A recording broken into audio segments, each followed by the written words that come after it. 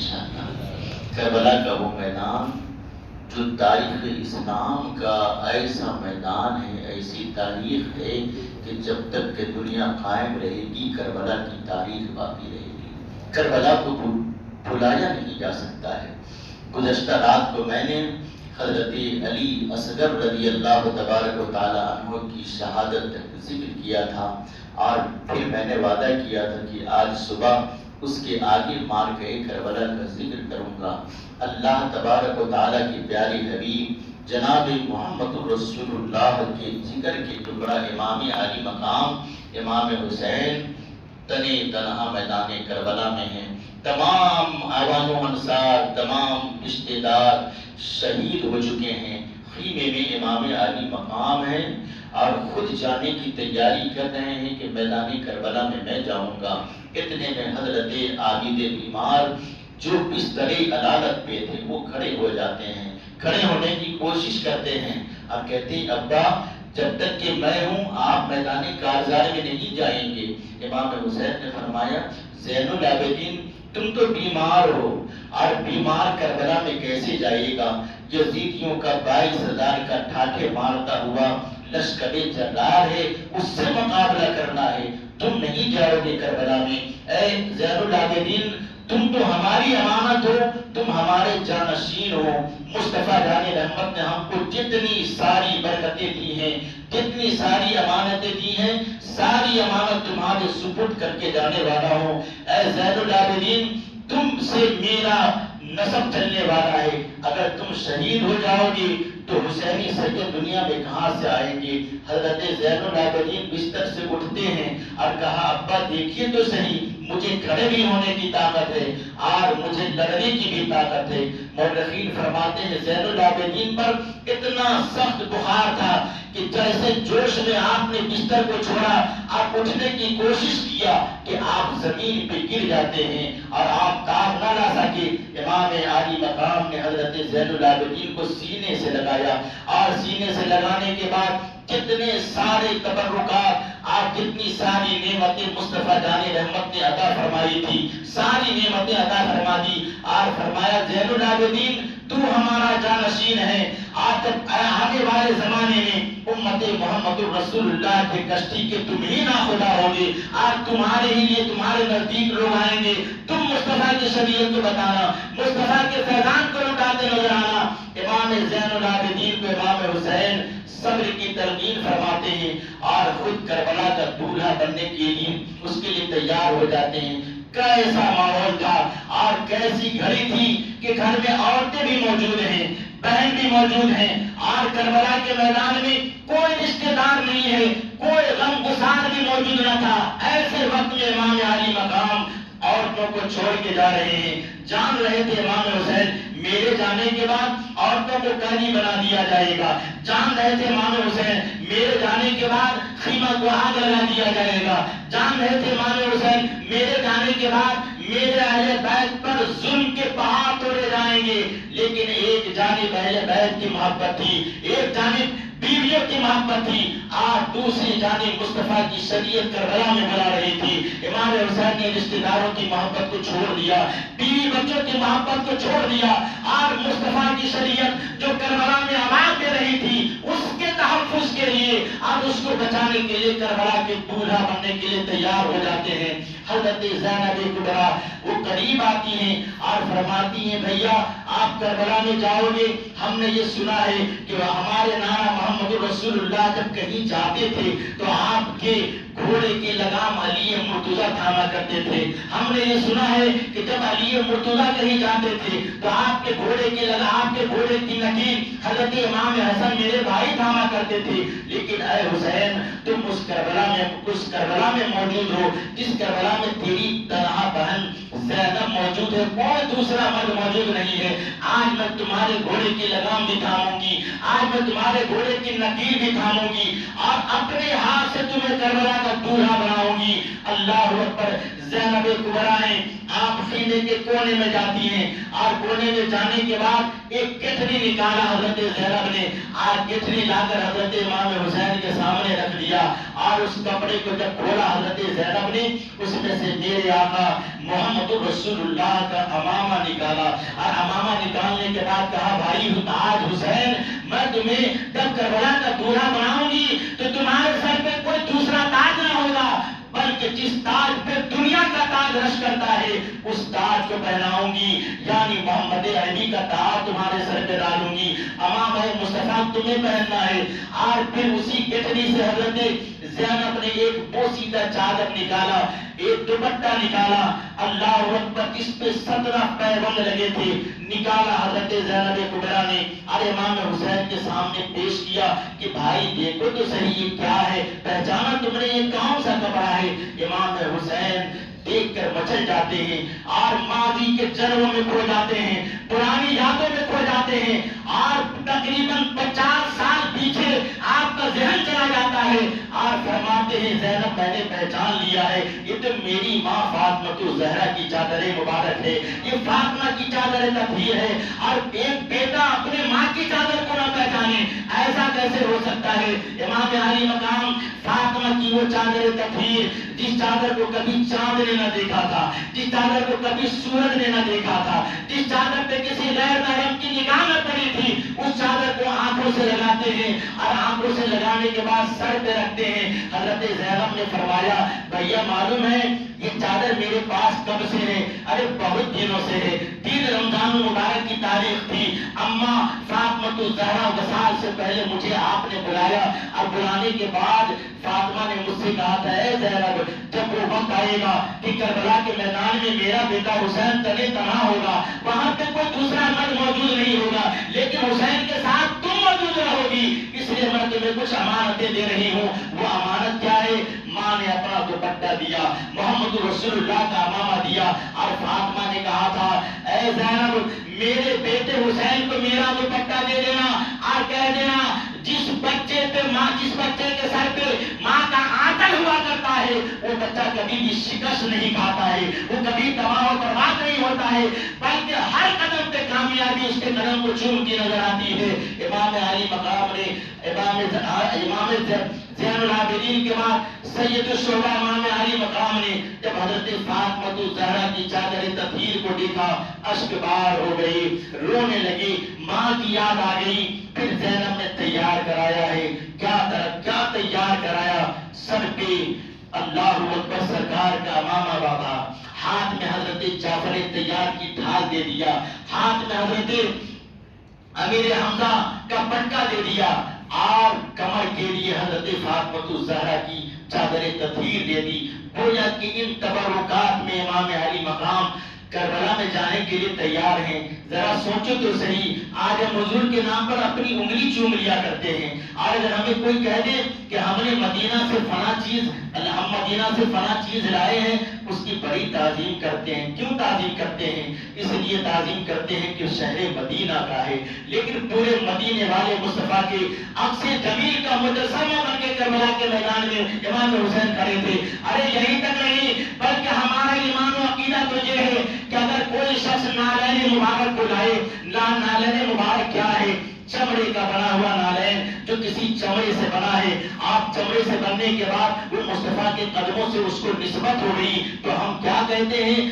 نالین کو چوما بھی کرتے ہیں، اپنے سر پہ بھی ڈالتے ہیں۔ پوچھنے والا اگر تم سے پوچھے کہ تم کیا کر رہے ہو، یہ تو چمڑے کی نالین ہے، اسے تم چوم رہے ہو، جواب دو گے کہ تجھے معلوم نہیں، ہم چمڑا نہیں دیکھ رہے ہیں، اس کی نسبت محمد رسول اللہ سے ہو گئی ہے، اس لیے ہم اس کا بوسہ دے رہے ہیں۔ اور امام احمد رضا کی زبان میں کہتے ہیں جو سر پہ رکھنے کو مل جائے نالین پاک حضور تو پھر کہیں گے کہ ہاں تاجدار ہم بھی ہیں۔ امام احمد رضا نے کہا کہ اگر حضور کی نالین ہمیں سر پہ رکھنے کو مل جائے تو ہم سمجھیں گے کہ ہم بھی تاجدار ہو گئے ہیں، ہمارے سر پہ بھی اللہ نے تاج سجا دیا ہے۔ میرے آقا علیہ الصلوۃ والسلام کے دیوانوں، ایک چمڑے کی نسبت کا یہ عالم ہے، لیکن کربلا کے میدان میں امام علی مقام کربلا میں جانے کے لیے تیار ہیں، تبرکات محمد عربی کو زیب تن کر کے تیار ہیں، ہاتھ میں تلوار حیدری کو لیا ہے، آخری سلام کہا اہل بیت اطہار کی بیوہ ہونے والی عورتوں کو، اور سلام کر کے گھوڑے پہ سوار ہوتے ہیں، اور گھوڑے کو ایڑ لگایا، بار بعض مورخین نے لکھا ہے کہ امام علی مقام نے 2-3 مرتبہ اپنے گھوڑے کو ایر لگایا لیکن گھوڑا آگے بڑھنے کے لیے تیار نہیں تھا. امام حسین نے کہا کیا تو ڈر گیا ہے؟ اپنے گھوڑے سے امام نے کہا کیا تو ڈر گیا ہے کہ تیرے سامنے یزیدی اپنی فوج کو لے کے کھڑے ہیں جن کے ہاتھ میں تیر و تلوار ہے؟ کیا تو ڈر گیا ہے؟ تو میرا گھوڑا ہے، تو مدینے سے مکہ تک میرے ساتھ آیا تھا، بڑا وفادار تھا، تو مکہ سے کوفہ تک آیا، بڑا وفادار تھا، تو آج تو کربلا کے میدان میں یزیدیوں سے ڈر گیا ہے کہ تو آگے نہیں جا رہا ہے. اللہ اکبر. مورخ لکھتے ہیں کہ امام حسین نے جب گھوڑے کی لگام کو تیز کیا، گھوڑا نے اپنی گردن کو ہلا دیا اور اپنے پیر کی جانب اشارہ کر کے بتایا اے امام علی مقام میں کیسے آگے بڑھ سکتا ہوں؟ آپ تو میری لگام کھینچ رہے ہیں کہ میں کربلا میں چلا جاؤں آپ کو لے کر، لیکن میرے دونوں پیر کو سکینہ نے چھان لیا ہے. اور سکینہ مجھ سے کہہ رہی ہے اے میرا گھوڑا، میرے ابا کا گھوڑا، تم میرے ابا کو کربلا میں لے کے نہ جا، اس لیے کہ ہم نے دیکھا ہے جو کربلا میں جاتا ہے واپس نہیں آتا ہے. امام علی مقام کے گھوڑے نے گویا کہ زبان حال سے کہا میں سکینہ کی مانوں یا آپ کی مانوں؟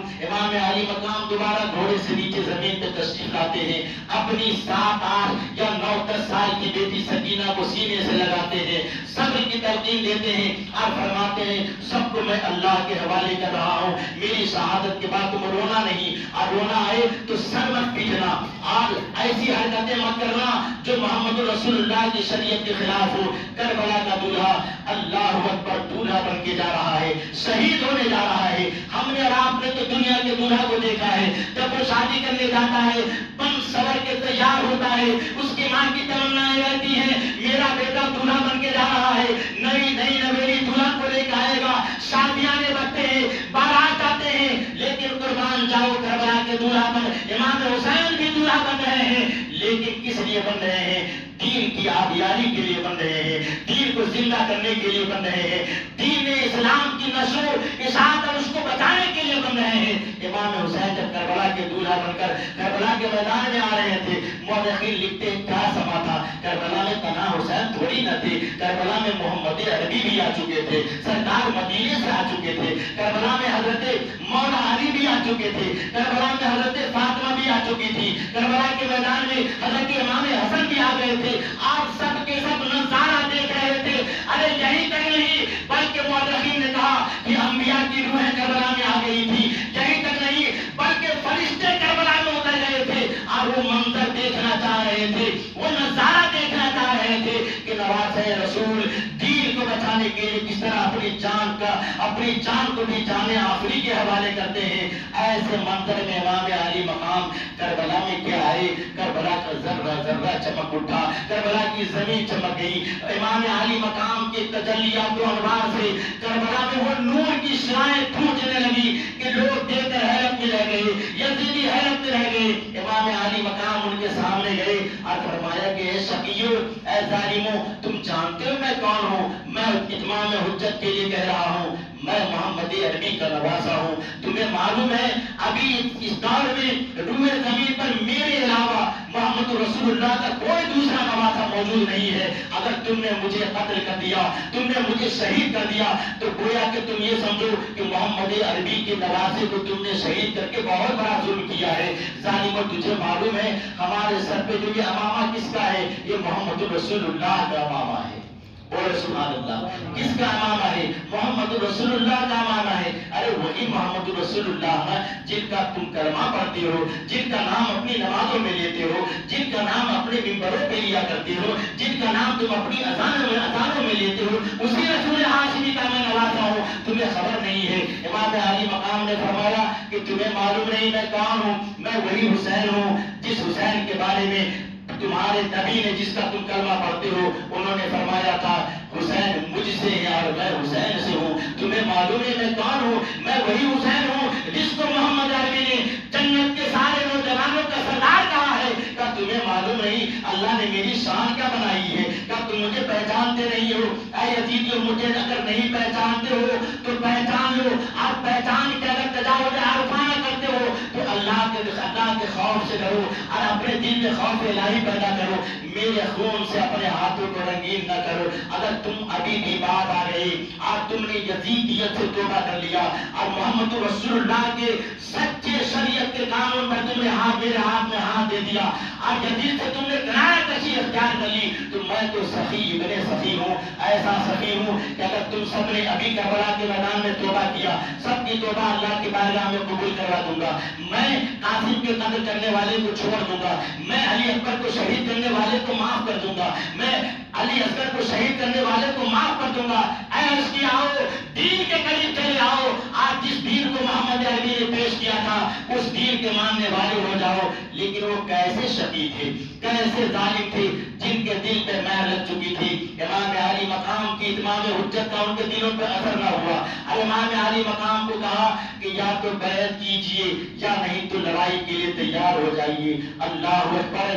کیسے ظالم تھے یزیدی، کیسے شقی تھے یزیدی، کہ صحابہ مجسمہ محمد رسول اللہ کی تصویر بن کے حسین کربلا میں کھڑے تھے، لیکن ان کے دلوں میں دنیا کی دولت تھی، ان کے دلوں میں دنیا کی لعنت تھی۔ اس لیے وہ لوگ عمرو ابن سعد کی ہاں میں ہاں ملا رہے تھے، ابن زیاد کی ہاں میں ہاں ملا رہے تھے، یزید کی ہاں میں ہاں ملا رہے تھے۔ ان لوگوں نے کہا حسین تقریر بند کیجئے، حسین تقریر بند کیجئے، معلوم ہے مجھے آپ کی ساری فضیلتیں، یا تو یزید کے ہاتھ میں ہاتھ دے دیجئے یا نہیں تو لڑنے کے لیے تیار ہو جائیے۔ امام حسین نے کہا ایسا تو نہیں ہو سکتا ہے کہ میں یزید کے ہاتھ میں ہاتھ دے دوں، میں لڑنے کے لیے تیار ہو جاؤں گا۔ میرا ہاتھ جانتے ہو؟ امام حسین نے فرمایا یہ ہاتھ میرا کیا ہے جانتے ہو؟ نوازِ رسول کا ہاتھ کیا ہے؟ میرا یہ ہاتھ صرف میرا ہاتھ نہیں بلکہ مدینے والے مصطفیٰ کا ہاتھ ہے، یہ مصطفیٰ جان رحمت کا ہاتھ ہے، یہ صرف میرا ہاتھ نہیں بلکہ یہ ید اللہ ہے، یہ اللہ کا ہاتھ ہے۔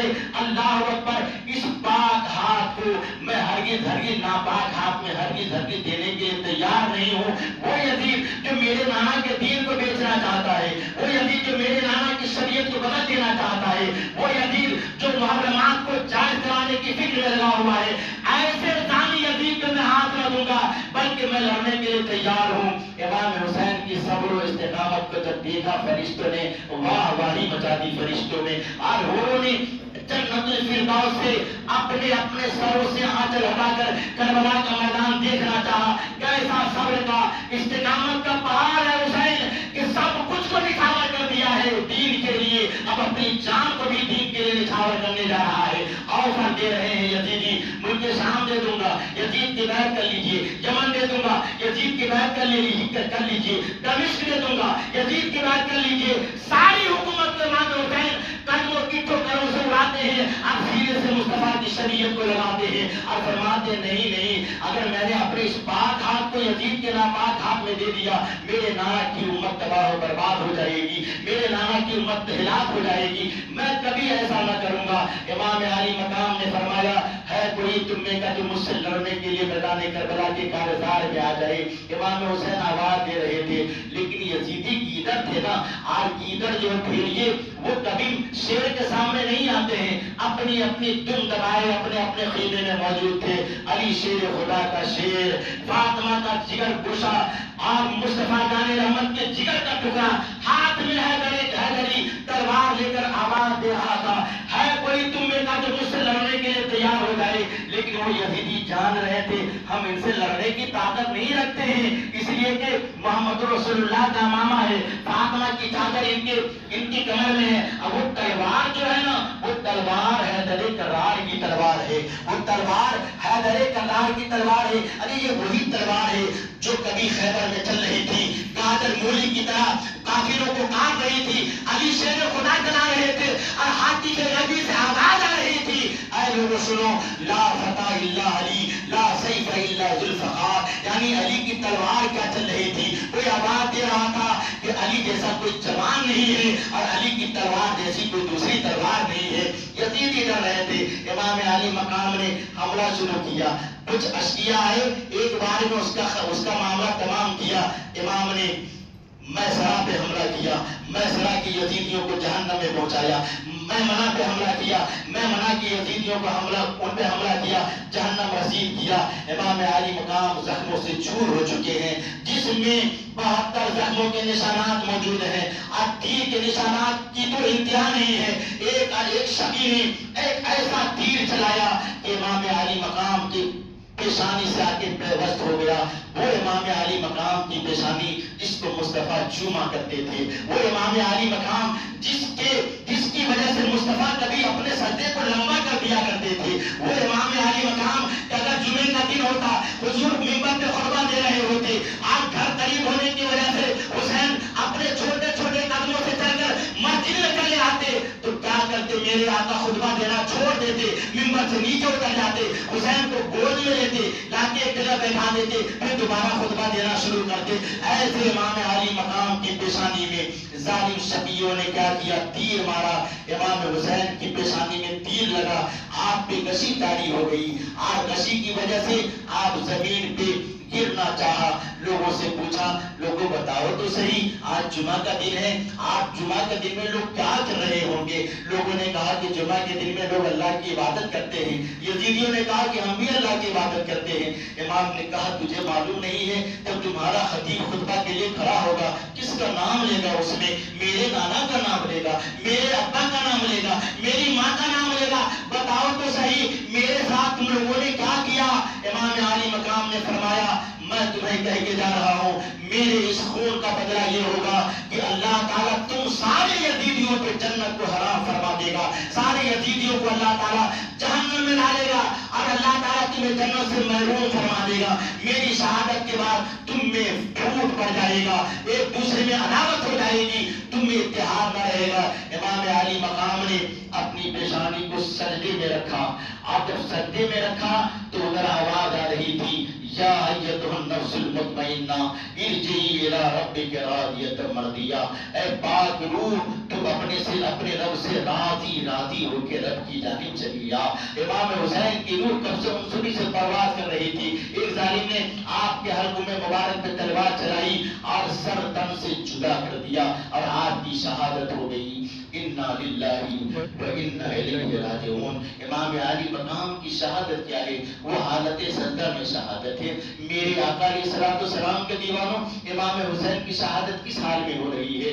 سجدے کی حالت میں ہو رہی ہے، اور سبحان ربی الاعلیٰ کی صدائیں آپ کی زبان سے بلند ہیں، گویا کہ امام حسین کیا پیغام دے رہے ہیں؟ ارے ساری دنیا خدا کی رضا چاہتا ہے۔ جب امام حسین اپنی پیشانی کو کربلا میں رکھے نا زمین پہ، اور امام حسین نے رب کی بارگاہ میں عرض کیا مولا تم مجھ سے اب راضی ہو گیا، میں نے تو ساری چیزیں تیرے نام پہ قربان کر دیا ہے، بچوں کو قربان کر دیا، اپنی ساری چیزوں کو قربان کر دیا، اپنی جان بھی تیری بارگاہ میں پیش کر رہا ہوں، مولا تو راضی ہو گیا۔ علماء فرماتے ہیں اللہ کی جانب سے آواز آ گئی، اے حسین میں تو تم سے راضی ہوں لیکن تو بچا تم مجھ سے راضی ہو کے نہیں ہو۔ حسین میں تو تم سے راضی ہوں لیکن تو مجھ سے راضی ہو گیا نہ ہو گیا۔ میرے آقا علیہ الصلوۃ والسلام کے دیوانوں، امام حسین کا وہ سجدہ جس سجدے کو 1000 مرتبہ سلام کیا جائے تو کم ہے، پوری زندگی سلام کرتے رہو تو کم ہے۔ ایک سجدے نے، ایک امام حسین کے سجدے نے ساری دنیا کو پیغام دیا۔ کیسا عظیم سجدہ کیا ہے جو سجدہ بے مثال ہے۔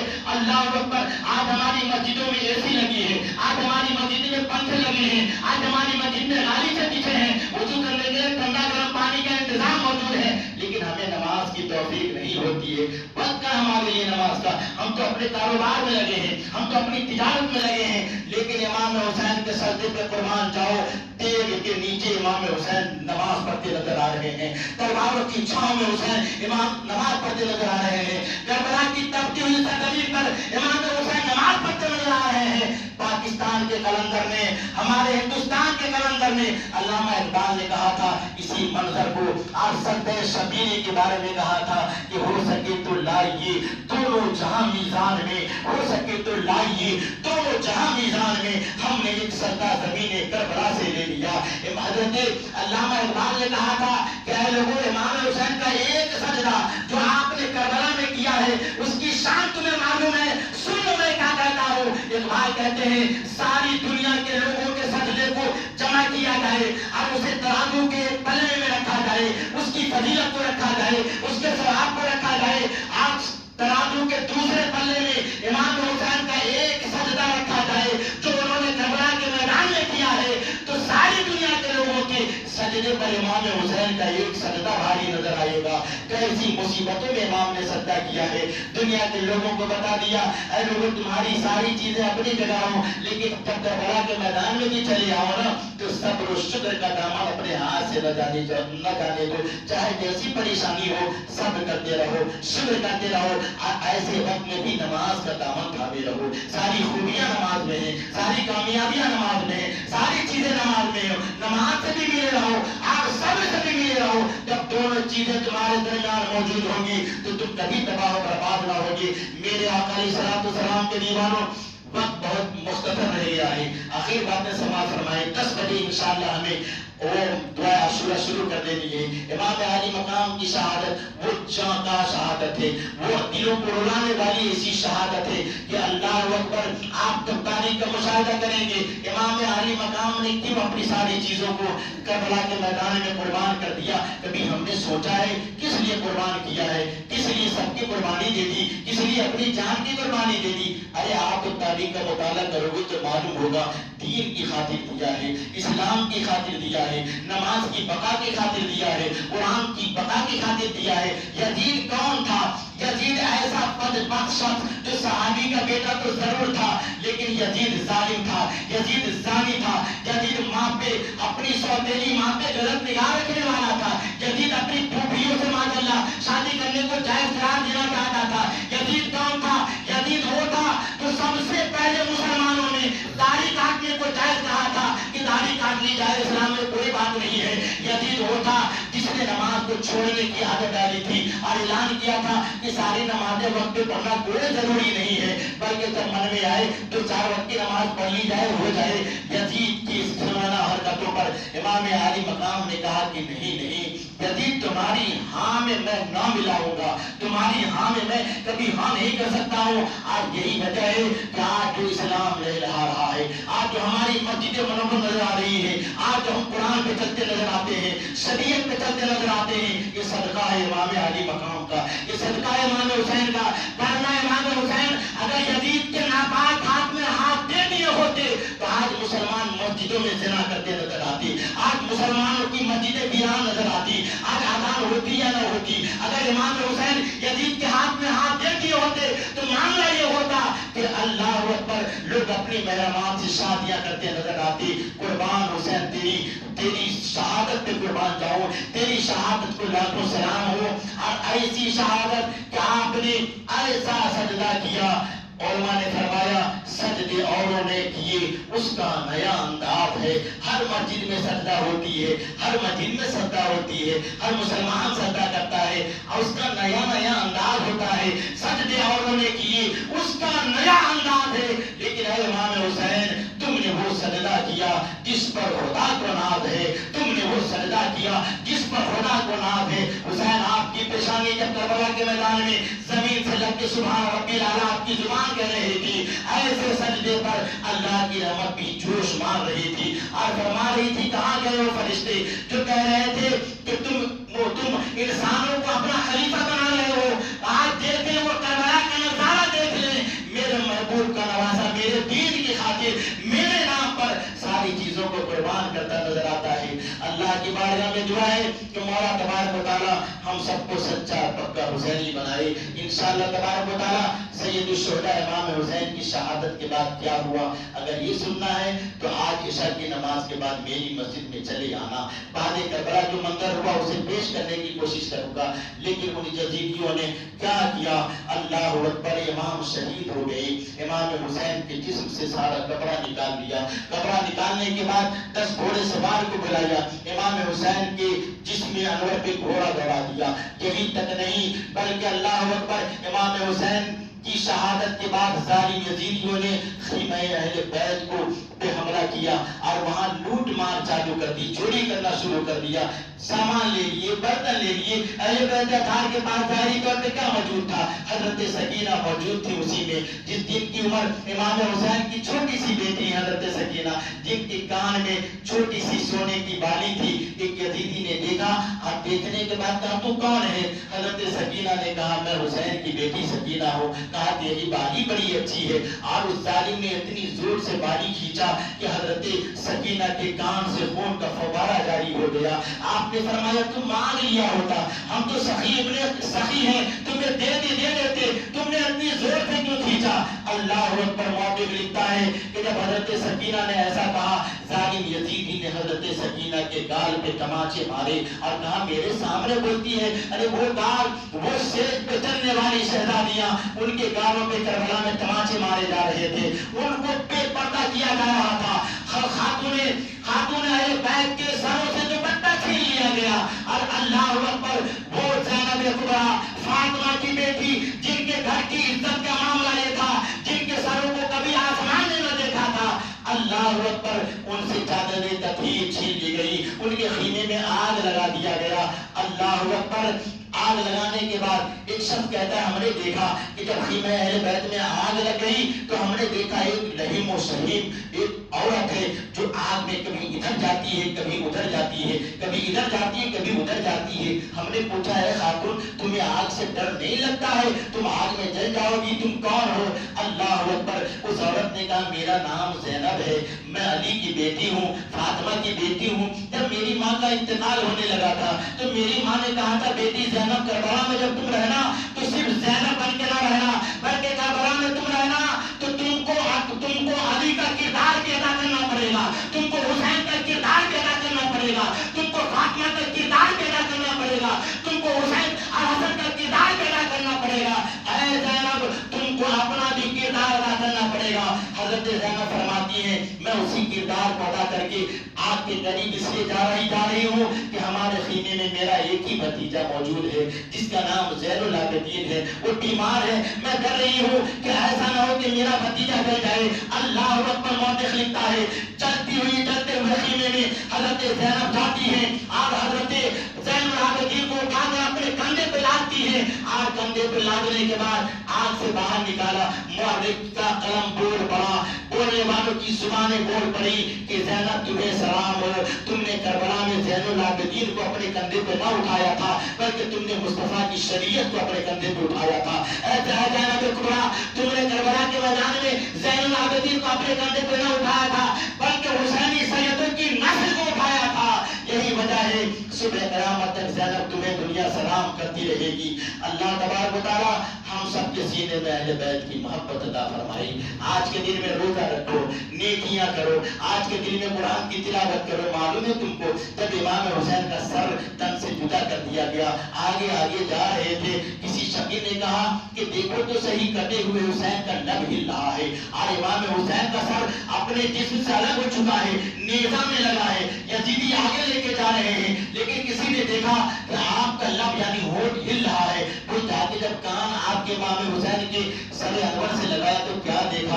امام حسین کے کٹے ہوئے سروں سے قرآن عظیم کی تلاوت کی آواز آ رہی ہے۔ آپ بتاؤ تو صحیح کربلا سے حسین نے کیا پیغام دیا ہے؟ قرآن کی تلاوت کرو، غریبوں کی مدد کرو، اللہ سے ڈرو، گناہوں سے دور ہو جاؤ۔ آج شریعت کی پاسداری میں تم جتنا زیادہ قریب رہو گے امام حسین بھی تم سے راضی رہیں گے، حسین کے دارا بھی تم سے راضی رہیں گے۔ اب بلا کسی تاخیر کے اپنی جگہ پہ کھڑے ہو جائیں۔